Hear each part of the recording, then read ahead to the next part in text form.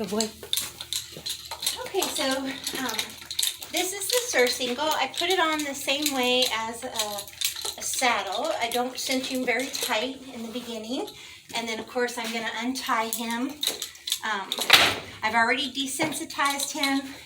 You know, they've already know how to carry a cinch, lunged them, you know, with a cinch on, whether a bareback pad or a saddle, whichever.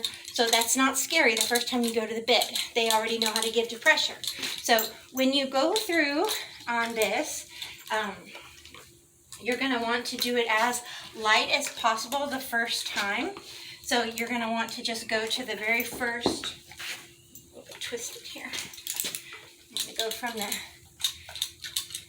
the inside of the bit out, and that's why I chose the full cheek. If I do it laterally, the bit won't slide through his mouth. And like I said, he's getting used to having a bit in his mouth, so he's just playing with it a lot, and that's fine. Don't let that bother you in the least bit. Just ignore that. It eventually goes away once they desensitize to it. And then the same on this side. You want to go ahead and go from the inside out. Make sure nothing's twisted. Head up, buddy. There we go. Inside out. And hook to the very first snap. And there, you can do this for the first time in a round pin. A little easy. You know, I wouldn't recommend doing it on the cement like I am. I have done this with him before, so you can do it in the arena on a lunge line.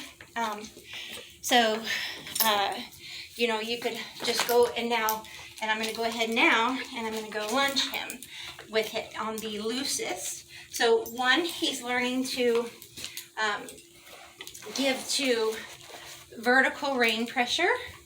And two, he's getting used to the bit. So probably do it in increments, like maybe let him wear the bit for a week, you know, when you're first doing it. And then you can always add this too.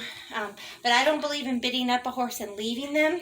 I like to always be with them. One, so they get a reward when they give.